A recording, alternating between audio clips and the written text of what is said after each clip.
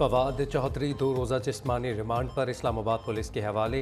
अदालत का PTA रहनुमा को 27 जनवरी को दोबारा पेश करने का हुक्म। जुडिशल मजिस्ट्रेट नवीद खान ने महफूज फैसला सुना दिया। अदालत ने तफ्तीशी अफसर की जानिब से फवाद चौधरी के 8 रोज़ा रिमांड की इस्तदा मुस्तरद कर दी।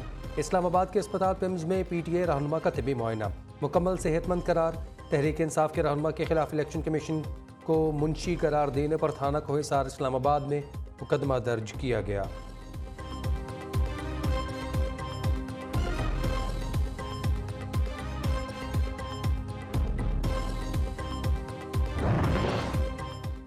मेरा मोराल बुलंद है, कोई इशू नहीं है, इस सख्ती को भी डील कर लेंगे। जो कुछ हो रहा है वो मुल्क के लिए अच्छा नहीं। फवाद चौधरी का कहना है कुछ लोगों की ख्वाहिश है इमरान खान का नाम लेने वाला कोई बाकी ना रहे। असल जिद्दोजहद तो इमरान खान की है, इमरान खान ही ये जंग जीतेगा।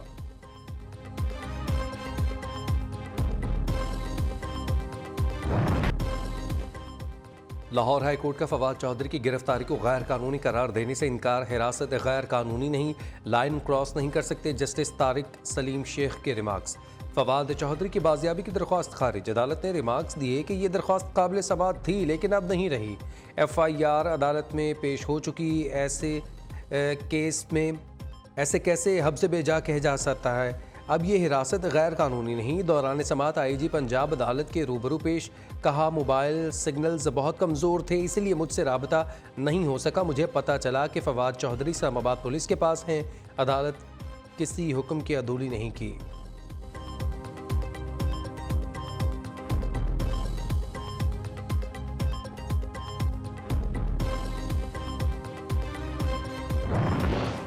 अल्लाह ने आपके ऊपर बहुत बड़ी जिम्मेदारी सौंपी है। ये वक्त है आपका कि आप इस मुल्क में रूल ऑफ लॉ के लिए खड़े हों। मैं ये आपको पूरे ईमान से कहता हूं कि जिस तरफ ये लेके जा रहे हैं हमें कोई मुस्तकबिल नहीं है इस मुल्क का। मेरी आवाज क्यों बंद करने की कोशिश की जा रही है? क्यों वो पुलिस ये फवाद चौधरी को क्यों पकड़ा है? कौन सा जुर्म किया इसने?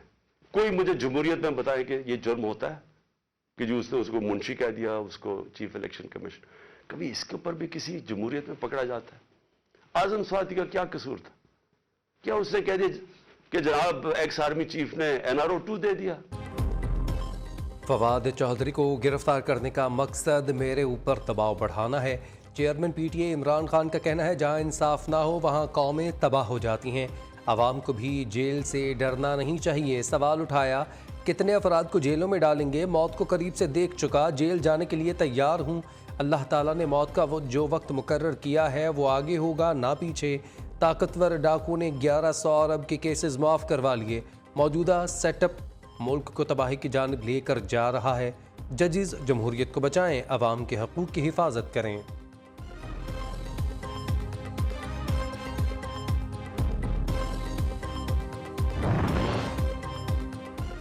सदर मुमलिकत की लाहौर में दूसरी बार ज़मान पाक आमद आरिफ अलवी की इमरान खान से मुलाकात। सदर मुमलिकत ने कप्तान की खैरियत दरियाफ्त की। दोनों रहनुमाओं के दरमियान मुल्की मौजूदा सियासी सूरत हाल पर तबादला ख्याल, आइंदा के लाहे अमल के हवाले से मुशावरत।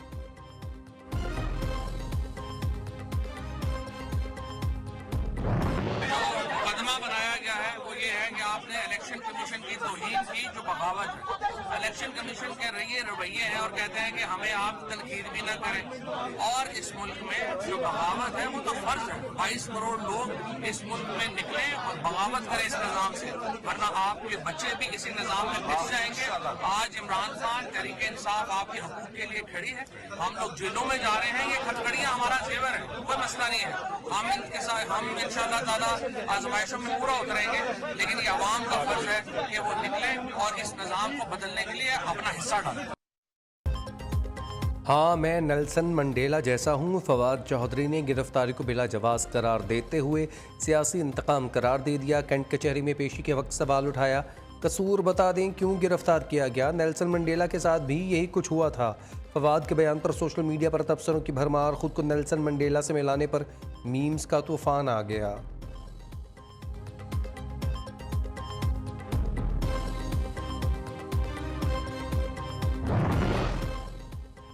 नेल्सन मंडेला और फवाद में बहुत फ़र्क है। फवाद चौधरी ने इदारे के सरबराह को धमकी दी, मुआफ़ी मांगनी पड़ेगी।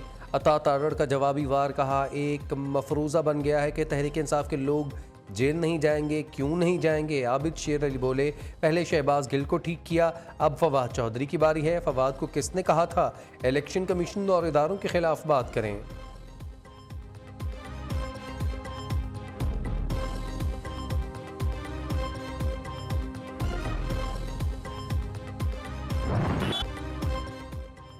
फवाद चौधरी की गिरफ्तारी पर फारूक हबीब ने दोस्ती का हक अदा कर दिया। तने तनहा गाड़ी के आगे खड़े हो गए, पुलिस से हाथापाई, एहलकारों ने धक्के देकर पीछे हटाया। तल्ख जुमलों का तबादला। पीटीआई रहनुमा ने कहा, फवाद चौधरी की गिरफ्तारी पर अदालत में झूठ बोला गया।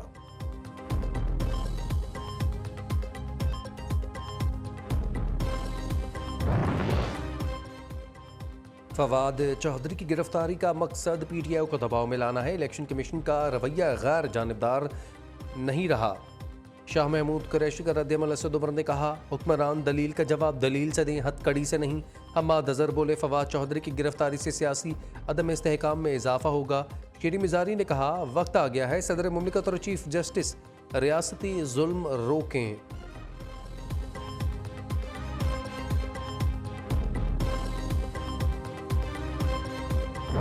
जो इस गिरफ्तारी को एक सियासी रंग देने की कोशिश कर रहे हैं, ये सियासी गिरफ्तारी नहीं है, इस फर्क को समझना पड़ेगा। इलेक्शन कमीशन एक आईनी अदारा है, उसके खिलाफ और इसकी जो मुद्दई है इस FIR के, जो कि इलेक्शन कमीशन ने कराई है, 9 माह से जो जबान दराजी इमरान खान साहब, इनके सारे तर्जुमान, इन फवाद चौधरी साहब, जिस किस्म की जबान इन्होंने हुकूमत के बारे में की है, अगर सियासी गिरफ्तारी करनी होती तो इमरान खान साहब की तरह अपोजिशन के पहले जो फ्रंट के 2 बेंचेस हैं वो सब इस वक्त जेलों में होते हैं। अवाम ने, मीडिया ने, अदारों ने ये फैसला करना होगा कि क्या कहाँ लाइन ड्रॉ करनी है। अफवाज पाकिस्तान के शोहदा के खिलाफ ऑफिशियल पार्टी अकाउंट से मुहिम चलाई गई। आप इलेक्शन कमीशन को धमकाएं, गाली दें, कहें तुम डिस्क्वालीफाई करो तो मैं तुम्हारे बच्चों को देख लूंगा। फवाद चौधरी ने चीफ इलेक्शन कमिश्नर ECP के अरकान और उनके अहल खाना को सरेआम धमकियां दी। ऐसा हरगिज़ नहीं हो सकता कि रियासती इदारों को गालियां देकर सरेआम दंदनाते भी फिरें। वज़ीर इत्तलात मरियम औरंगज़ेब का सख्त रद्द-ए-अमल। कहा, अदालतों और इदारों को अब ये फैसला करना होगा, ये गालिम गलोच, धमकियों और इल्ज़ाम तराशी का सिलसिला बंद किया जाए। फवाद चौधरी की गिरफ्तारी को सियासी रंग ना दिया जाए।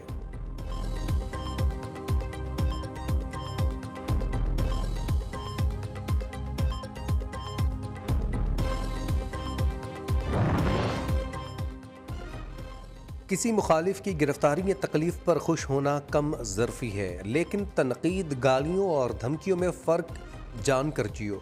साद रफ़ीक का कहना है, सियासतदान सब सुनता और सहता भी है, मगर इदारे ऐसा नहीं कर सकते। गालियों और धमकियों से रास्ता नहीं मिलता। इलेक्शन कमीशन से माजरत करें, अपने अल्फाज वापस लें। वफाकी वज़ीर का फवाद चौधरी को मशवरा। आईनी इदारों के सरबराहों को डराना धमकाना हमारी रेड लाइन है। फवाद चौधरी की जानिब से कमीशन को धमकियां देना नाकाबिल मुआफ़ी जुर्म है। अज़मा बुखारी कहती हैं, फवाद चौधरी ने सियासी मुखालिफिन की इज्जत उछालने की रविश डाली। पीटीआई रहनुमा ने सियासी निज़ाम में निफाक के बीज बोए और रियासती इदारों की तज़हीक की। गिरफ्तारी कानून के मुताबिक अमल में लाई गई।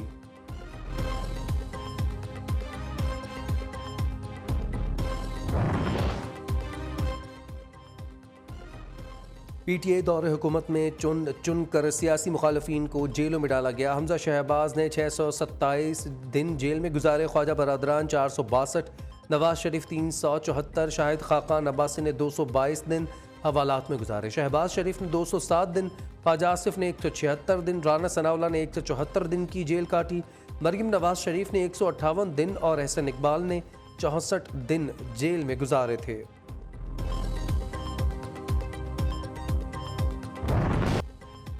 पीटीआई अरकान का असम्बलियों से वापसी का ख्वाब अधूरा रह गया। इलेक्शन कमीशन ने तहरीक इंसाफ के 43 अरकान को डी नोटिफाई कर दिया। स्पीकर कौमी असम्बली राजा परवेज़ अशरफ ने गुज़श्ता रोज़ पीटीआई के बाकी मानदा अरकान के इस्तीफ़े भी मंजूर कर लिए थे। अब तक मजमूई तौर पर 124 अरकान के इस्तीफ़े मंजूर हो चुके।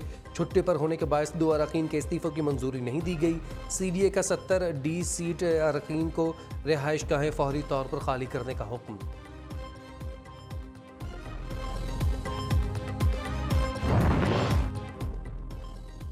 वज़ीर-ए-आज़म से आसिफ अली ज़रदारी की मुलाकात, पंजाब की बदलती सियासी सूरत हाल, आम इंतखाबात पर तबादला ख्याल, शहबाज शरीफ से निगरान वज़ीर आला पंजाब की बैठक, मोहसिन रज़ा नकवी को ओहदा संभालने पर मुबारकबाद पेश की।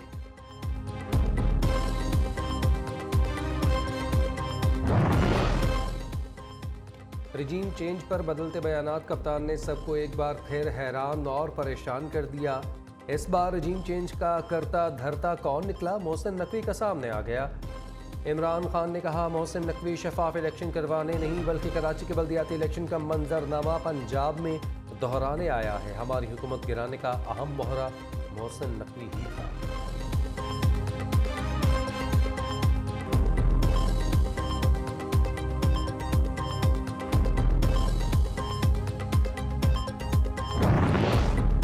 मनपसंद अफराद पर नवाजिशात की भरमार, चौधरी परवेज इलाही जाते जाते अपने चहीते को ग्रेड 19 में 3 साल के लिए भर्ती कर गए। मेजर रिटायर्ड फैसल हुसैन को सिक्योरिटी डिवीजन में चीफ कोऑर्डिनेटर ऑफ वज़ीर आला सिक्योरिटी तैनात कर दिया। लाहौर पुलिस और सिक्योरिटी के हवाले से नई सीट तख्लीक करके तैनाती किए जाने का इंकशाफ। उधर निगरान वज़ीर आला पंजाब ने साबिक दौर हुकूमत में भर्तियों का रिकॉर्ड तलब कर लिया। रिकॉर्ड में बुनियादी पे स्केल, भर्ती इश्तिहारात और तादाद की तफसीलात तलब की गई।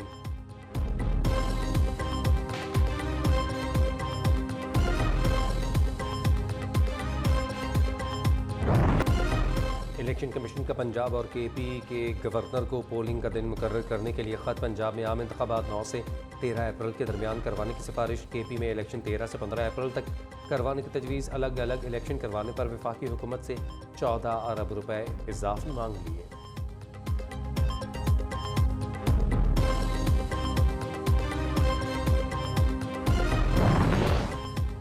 केपी की निगरान काबीना की तश्कील के लिए गवर्नर गुलाम अली और निगरान वज़ीर आला आज़म खान की 5 घंटे अहम बैठक। निगरान काबीना पर मुशावरत, आइंदा 48 घंटों में निगरान काबीना की हल्फ बर्दारी होगी। गवर्नर हाउस में तैयारियां जारी। ज़राए के मुताबिक PDM ने निगरान काबीना के लिए 16 से 18 नामों की फहरिस्त तैयार की, लेकिन निगरान वज़ीर आला आज़म खान मुख्तसर काबीना बनाने के हामी है।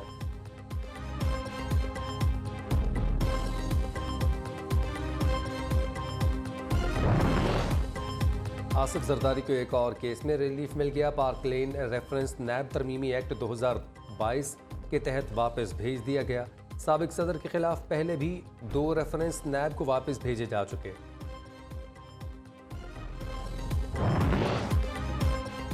पाकिस्तान ना टूट सकता है ना ही दिवालिया हो सकता है। हमारे पास 65% बासलाहियत नौजवान हैं। अमीर जमात इस्लामी सिराजुल हक का कहना है, हमने KP को कर्ज फ्री सूबा बनाया था, आज वो सूबा 1000 अरब का मकरूज है। हमें सूदी निज़ाम को ख़त्म करने की ज़रूरत है।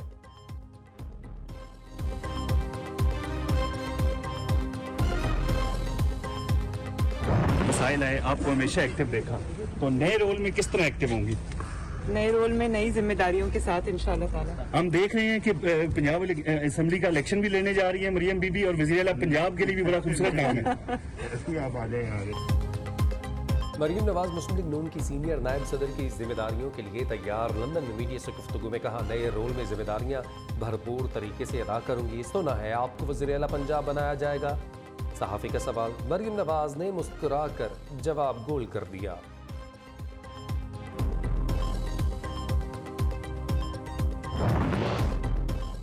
मुत्तहिदा अरब अमारात के सदर की एक रोज़ा दौरे पर पाकिस्तान आमद वज़ीर आज़म शहबाज शरीफ ने शेख मोहम्मद बिन जायद अल नहयान का एयरपोर्ट पर इस्तकबाल किया। दोनों रहनुमाओं की मुलाकात में दो तरफ़ा ताल्लुकात बढ़ाने पर तबादला ख्याल।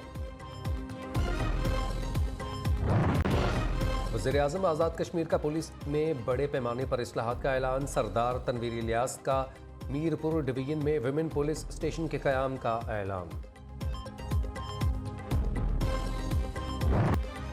लाहौर समेत पंजाब के मैदानी इलाकों में धुंध, सर्दी का राज बरकरार। कोहिस्तान, चित्राल, दीर और सवात में बर्फ, पहाड़ों पर सफ़ेद मोतियों की बरसात। अस्तूर में पारा -15, बलोचिस्तान में कड़ाके की सर्दी।